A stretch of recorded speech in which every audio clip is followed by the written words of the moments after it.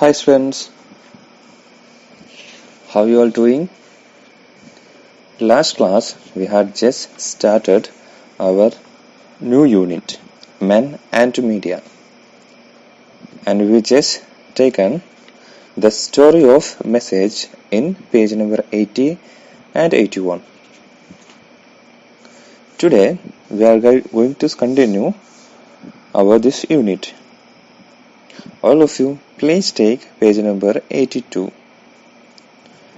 Today we are going to take about the radio. Okay, is there a radio in your home?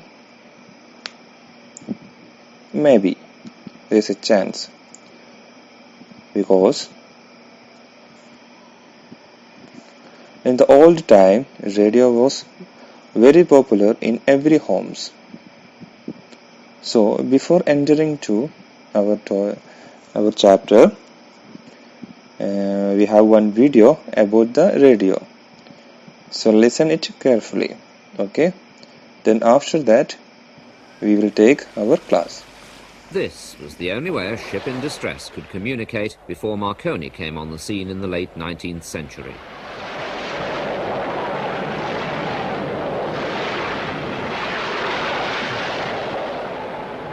Deep silence reigned on the airwaves. The only way to summon urgent assistance was by cable, but the cable was on the seabed, physically connected to the telegraph exchanges. Messages were transmitted by Morse code.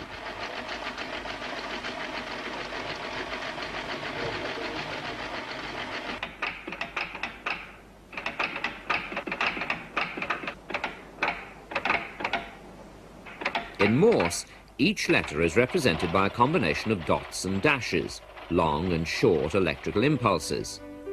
But within a few years, cable had a serious rival.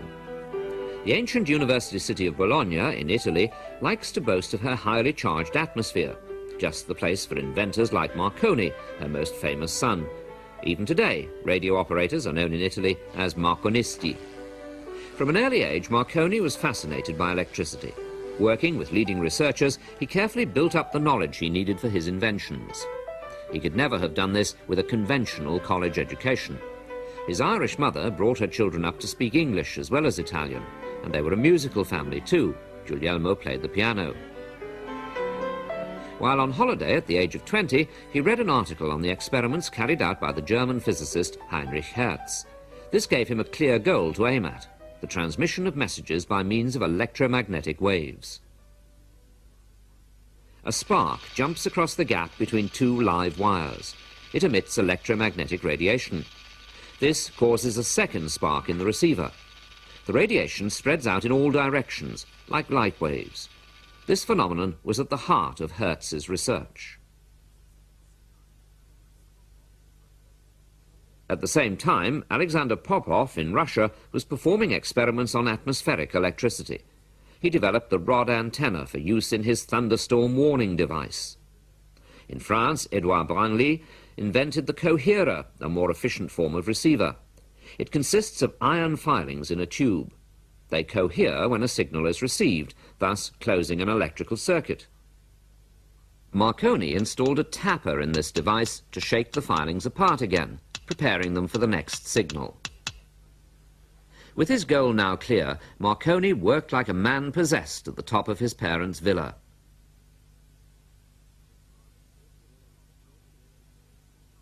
His father thought it all a lot of nonsense, a waste of time, but his mother believed in him and even brought his meals to the laboratory. After 2 years, he managed to get an electric bell to ring from a distance of 9 meters, and using a metal sheet antenna, succeeded in transmitting Morse code signals. The metal sheet was soon replaced by a wire antenna, which he set up in the garden. This enabled him to transmit across greater distances using longer wavelengths. When he discovered the principle of grounding or earthing, the range jumped to several hundred meters at a stroke. Now, for the first time, he tried to transmit beyond the range of visibility. His brother took a rifle. He was to fire it if he received the signal. An assistant carried the receiver. Off they went, 2.5 kilometers.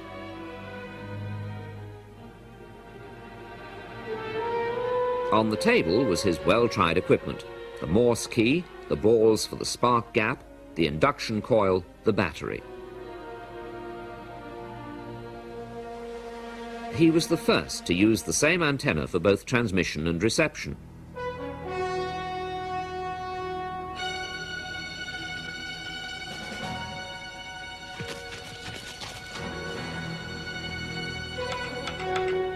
He tapped out 3 short impulses with the Morse key.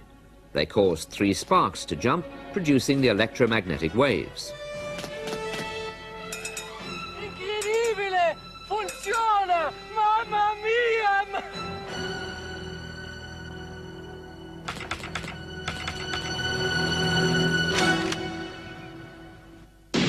Oh!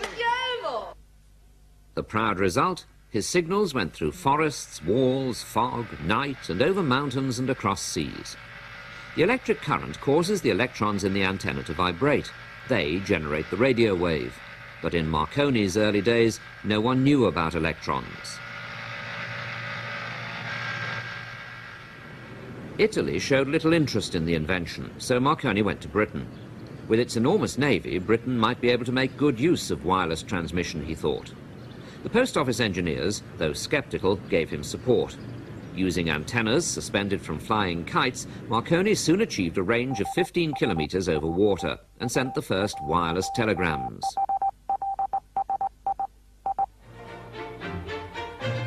The King of Italy suddenly woke up and sent for the 24-year-old King of the Airwaves. A number of Italian warships were equipped with his apparatus.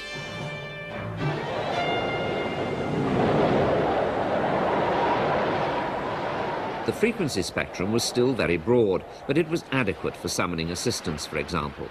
Word spread that ships with Marconi equipment were safer.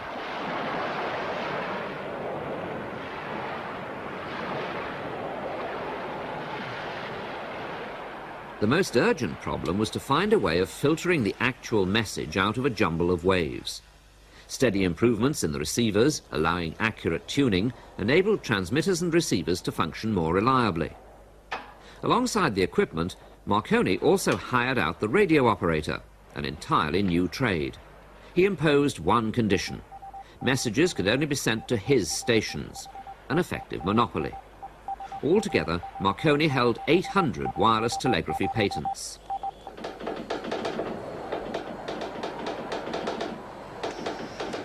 Radio was first used in crime detection when wife murderer Dr. Crippen was arrested on a steamer on his way to America.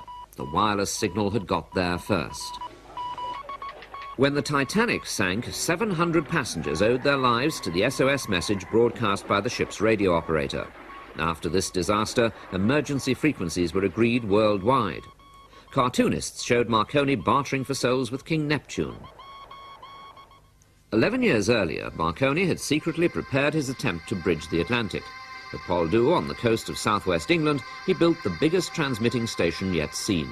It took a year to complete, but he told no one what he planned.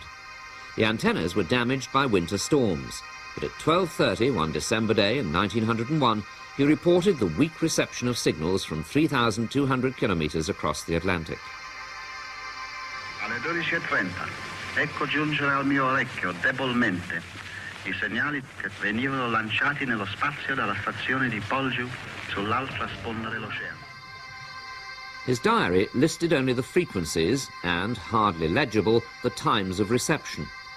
The sober record of a sensational feat by which he proved those scientists wrong who maintained that the radio waves would go off into space in a straight line.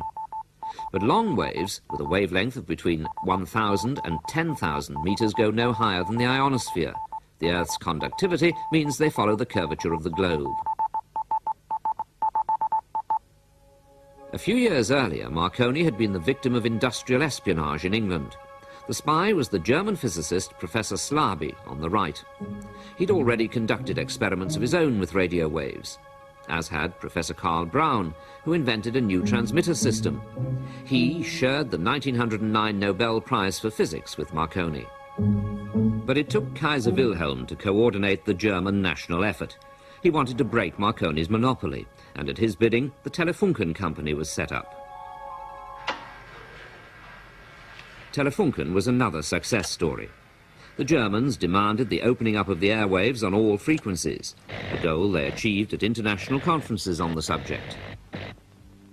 The German broadcasting station at Nauen was for a short while the biggest in the world. Installations like this one from the 1930s were well suited to radio transmissions. Unlike Morse signals, speech and music transmissions involve complicated waveforms, and these must somehow be added to the basic carrier wave. The prerequisite for this modulation, as it's called, was the invention of the diode, and soon afterwards the triode. Both have now largely been replaced by transistors. The first description of the diode is due to an Englishman, Professor Sir John Fleming. He wanted to make radio signals visible, as he was hard of hearing. By chance, he hit upon the principle of rectification and amplification. Marconi seized upon these valves at once. He was one of the founders of the BBC. Here's an extract from the first broadcast with the singer Dame Nellie Melba.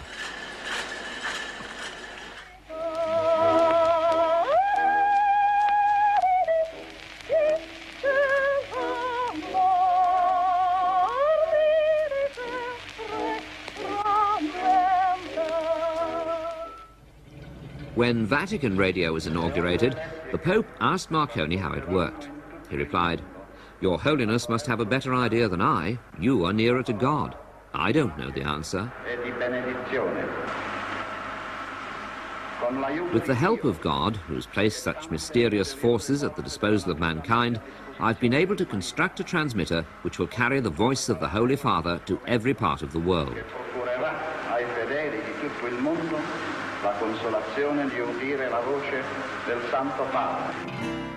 His yacht, Elettra, was Marconi's favourite resort in his later days. He'd converted it into a floating laboratory, where he tirelessly investigated the principles of radar, and above all, shortwaves, with their inexplicably long ranges.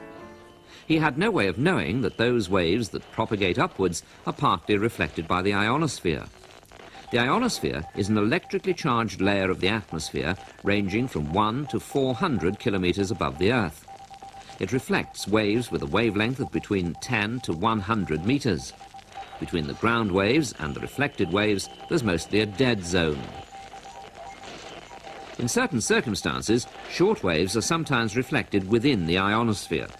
If so, they can be sent all round the world without much weakening of the signal. 7 times round in a second, at the speed of light and in all directions.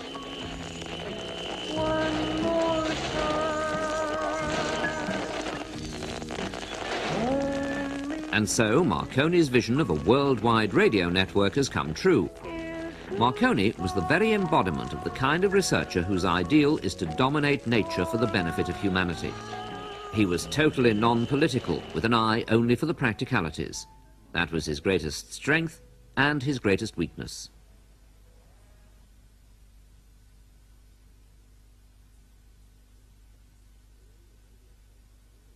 When he died, all the radio stations in the world kept 2 minutes silence. For this brief moment, the airwaves were as still as before he appeared on the scene.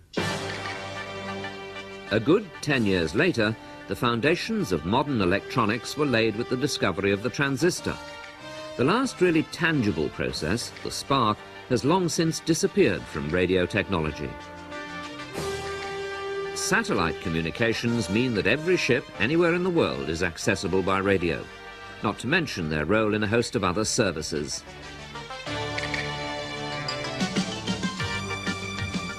The extremely short waves used by radar, with a wavelength of just a centimetre or so, reflect metallic objects so accurately that their distance and direction can be established precisely. This helps to prevent collisions in fog or darkness. Long and medium waves are gradually being abandoned. For music broadcasts in particular, VHF, very high frequency, is taking over. Short waves are chiefly the domain of the amateur.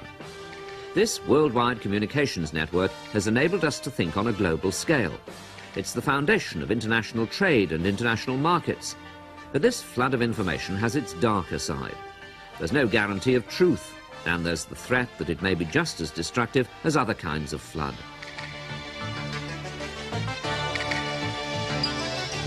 Alongside satellite communications, the future belongs to directional radio. microwaves concentrated by parabolic mirrors, the ether's own cable. So, how was the video? I will watch it carefully. Let's begin. This is a small portion. Today we are taking only this much.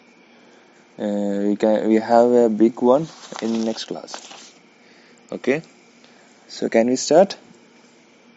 The radio. The radio is just over 100 years old. It was Marconi who invented an instrument to send the wireless message.